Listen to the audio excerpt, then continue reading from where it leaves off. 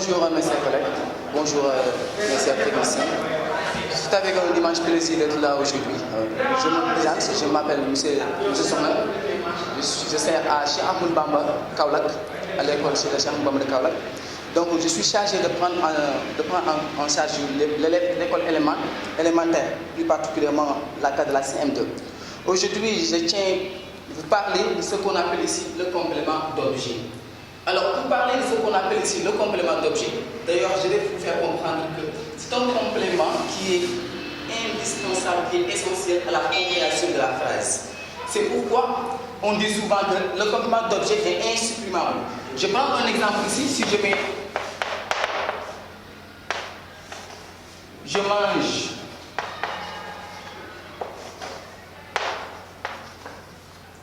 une pomme. Je ici, ça renvoie. C'est le sujet du verbe.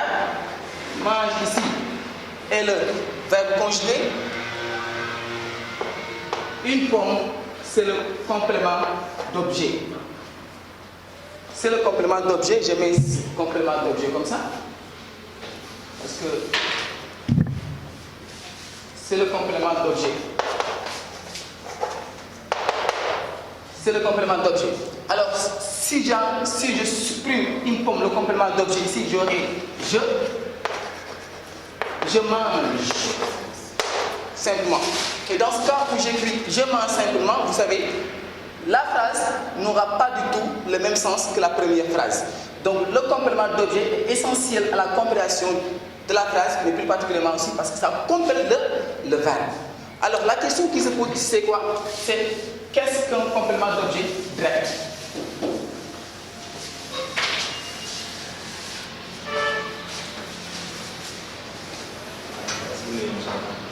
Qu'est-ce qu'un complément d'objet direct? Maintenant, le complément d'objet direct peut être un nom. Il peut être un nom ou un groupe nominal.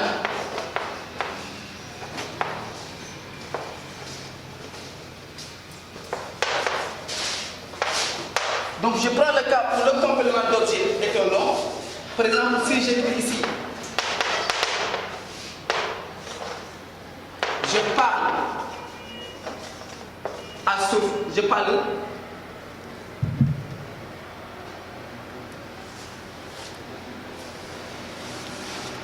Si je dis je regarde Sophie. Point. Alors ici, c'est le sujet, regarde ici est le verbe conjugué, Sophie ici est le complément d'objet direct du verbe regarder.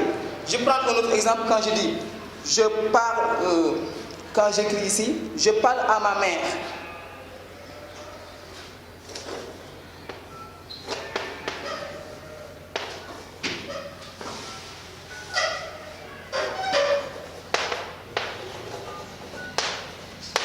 Je parle aux élèves. Alors ici, le je aussi, c'est le verbe, c'est le sujet, tant pour moi.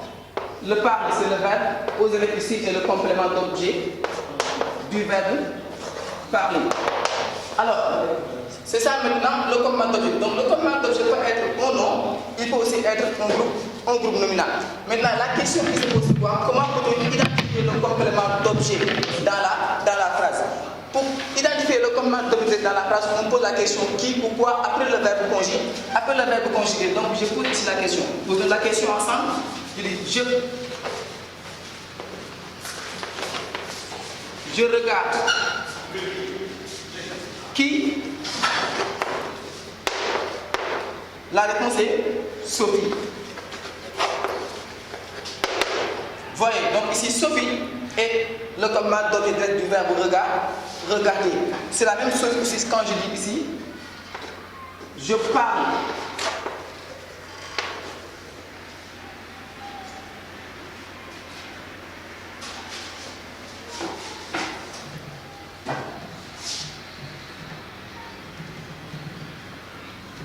Je parle à qui?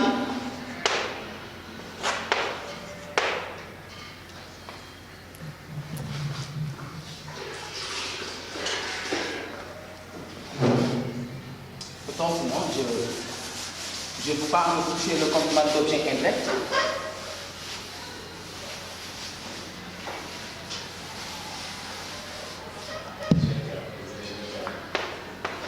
Elle mange du riz au poisson.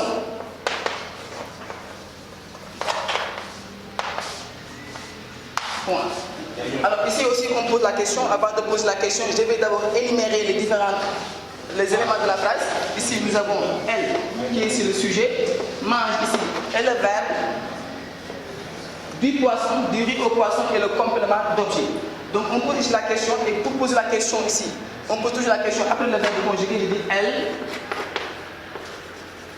mange quoi? Du riz au poisson, du riz au poisson. Donc du riz au poisson aussi et le complément d'objet direct du verbe manger. Donc il faut comprendre à partir de là que le complément d'objet peut être au nom, de la même manière il peut être un groupe nominal. Mais aussi le complément d'objet direct peut ne pas être simplement un nom, il peut ne pas être simplement aussi un groupe nominal, mais aussi il peut être ce qu'on appelle un verbe à l'infinitif. On va prendre le cas où il est un verbe à l'infinitif.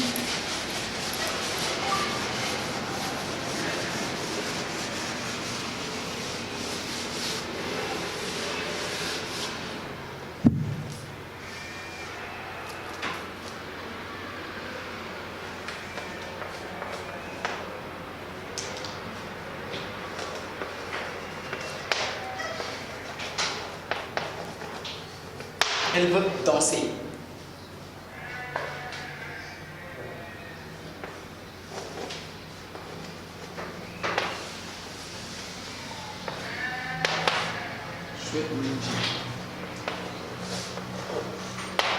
Alors, donc nous avons deux exemples ici au tableau pour vous montrer que donc, le complément d'objet direct peut ne pas simplement être un nom ou bien un groupe nominal, mais aussi il peut prendre la forme d'un verbe à l'infinitif. Donc c'est le cas ici. Je vais donc, comme je m'adresse la parole à des élèves de la primaire, le M reflète ici le sujet du verbe. Veut ici, c'est le verbe conjugué. Danser, ici, je le souligne en rouge, c'est le verbe à l'infinitif, qui est ici le complément d'objet direct du verbe vouloir. Qu'est-ce qui peut nous montrer que ici le verbe danser ici est le complément d'objet du verbe vouloir. Tout à l'heure, je vous ai dit, on pose toujours la question qui, où, quoi, après le verbe conjugué. Donc, on va essayer de poser les questions en vue de pouvoir comprendre que ici, danser est le complément d'objet direct du verbe vouloir. Donc, je dis ici, elle veut quoi?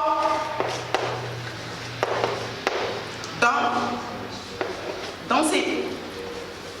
Ouais, donc danser ici est le complément d'objet direct du verbe vouloir. De la même manière ici aussi, là où nous avons je, sujet du verbe, souhaiter. Alors mange ici est le complément d'objet direct du verbe souhaiter. Qu'est-ce qu'il nous prouve aussi? On peut aussi poser la question de la même manière qu'on l'a fait avec la première phrase pour montrer qu'en réalité ici que manger est l'infinitif du verbe et le complément d'objet direct du verbe souhaiter. On pose la question, je dis je, parce qu'on pose toujours la question juste après le verbe conjugué. Je souhaite que le verbe souhaiter, je souhaite quoi?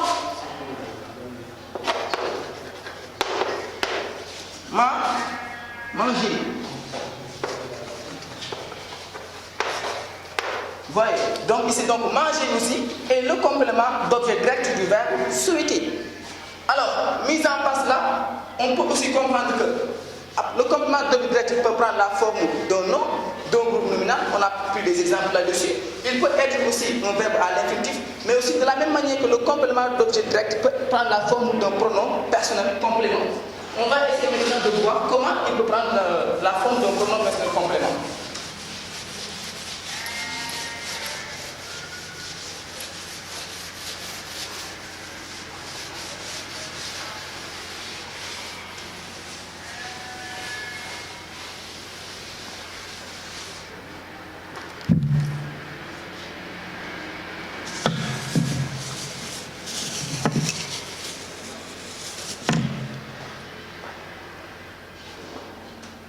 j'écris ici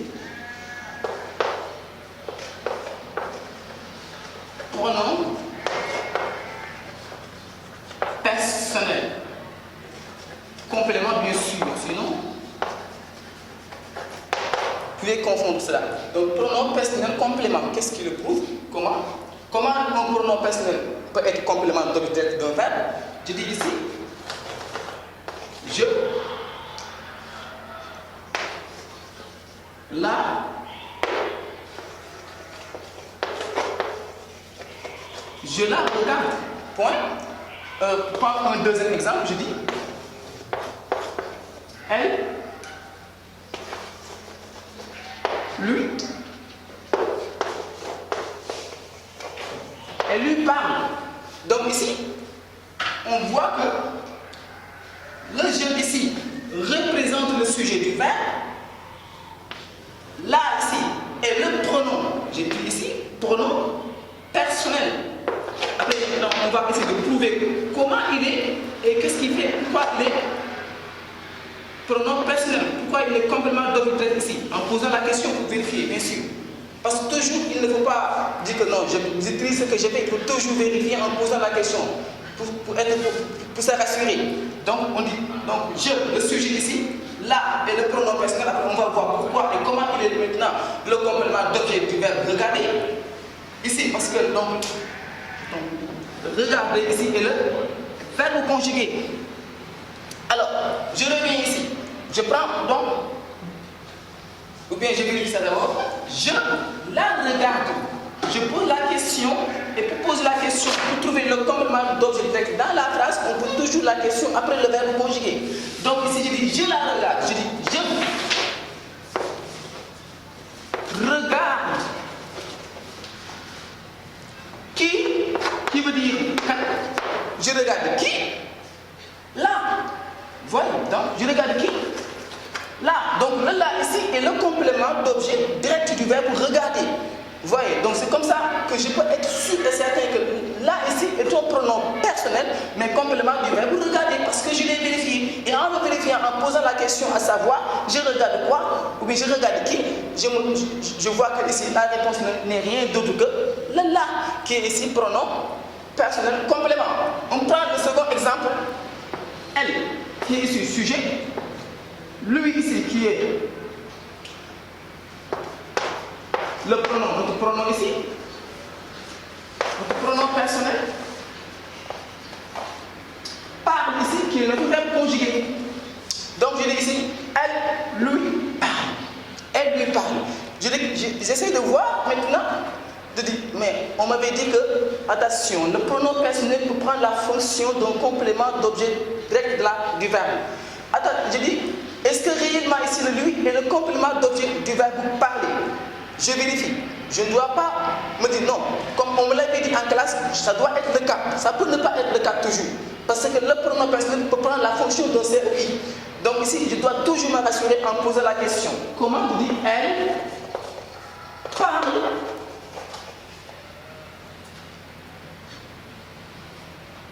Qui?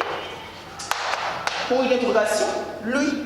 Donc lui ici est le pronom, donc d'un pronom personnel, mais complément d'objet direct du verbe parler.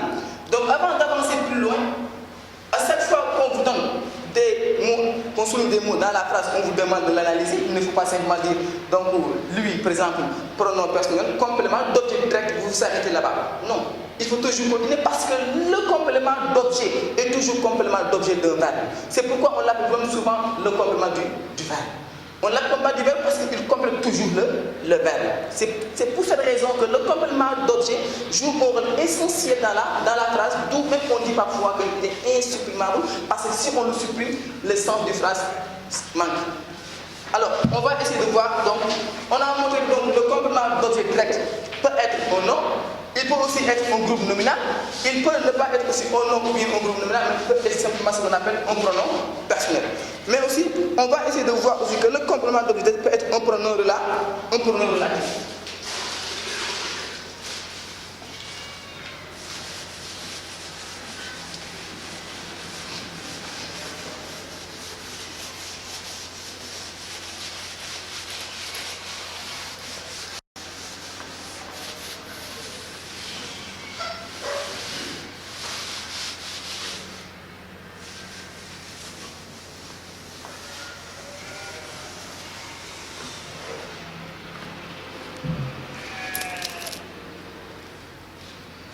je mets ici très, comme je vous l'ai dit, il peut être un pronom relatif, je vous dis.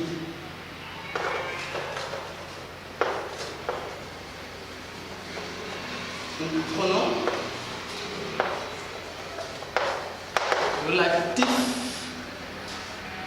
Deux points. Alors, les pronoms relatifs, vous les connaissez déjà. Parfois, vous rencontrez ça à travers ce qu'on appelle les analyses logiques. Maintenant, ici, on va voir comment maintenant un pronom relatif peut être un complément d'objet. On vous dit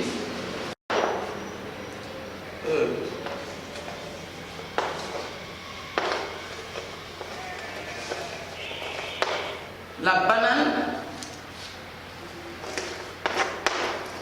que j'ai mangé la banane que j'ai mangée était pourrie.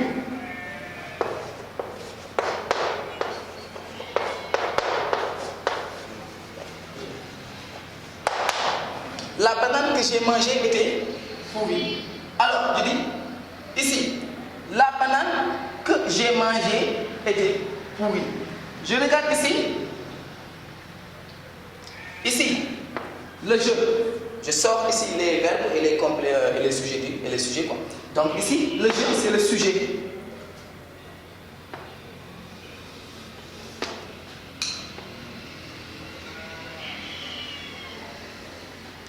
Avoir mangé ici est le verbe conjugué au passé composé.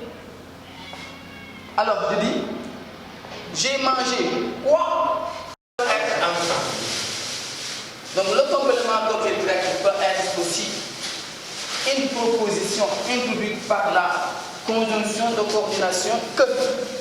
Alors on va essayer donc de voir comment le complément d'objet direct peut être introduit par la conjonction de coordination que. On prend un exemple pour vous permettre de pouvoir fixer cela. On prend, je dis, je sais que. Je sais que tu vas revenir.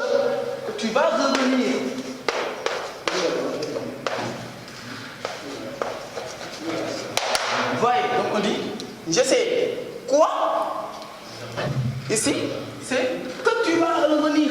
Donc le que ici, le complément d'objet direct est introduit par la conjonction de coordination que. Alors, c'est le même cas aussi que le complément d'objet direct peut être introduit par un mot interrogatif comme quel, comme combien, comme pourquoi, etc. Alors, donc pour prendre aussi un exemple pour montrer que le complément d'objet direct peut être ici un mot, peut être introduit par un mot interrogatif. Je dis comme ça, par exemple, je me demande, l'exemple, je dis exemple du cas où le complément d'objet direct est introduit par un mot interrogatif. Donc je dis, je me demande.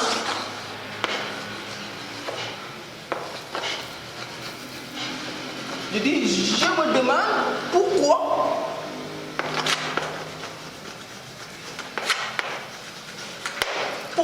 il ne me parle plus.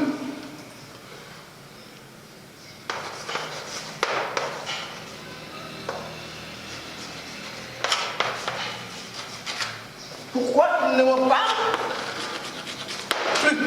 Voyez, donc ici je dis, je me demande quoi? Pourquoi il ne me parle plus? Donc ici le complément d'objet direct aussi est introduit par un mot interrogatif tel que pourquoi ici. De la même manière ici en haut, là où il est introduit par une conjonction de coordination que. Donc ce qu'il faut savoir avec votre niveau, la classe de la CM2, ces types-là sont largement suffisants. Donc ce que je vais vous proposer, prochaine fois un exercice, plus particulièrement, on parlera aussi de ce qui concerne ce qu'on appelle le complément d'objet indirect. Mais il y a plusieurs façons.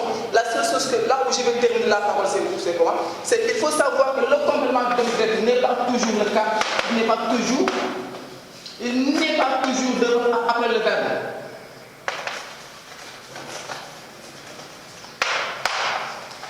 Il peut être avant le verbe. Peut-être lors de la prochaine vidéo, je vous montrerai dans quel cas que que le confirmation de direct peut se placer avant le verbe et pas après le verbe. Donc, en grosso modo, c'est ce que j'avais à vous présenter ici concernant le confirmation de direct, même s'il laisse beaucoup de choses à faire. Et je vous donne rendez-vous sur ma prochaine vidéo, Inch'Allah. Merci beaucoup.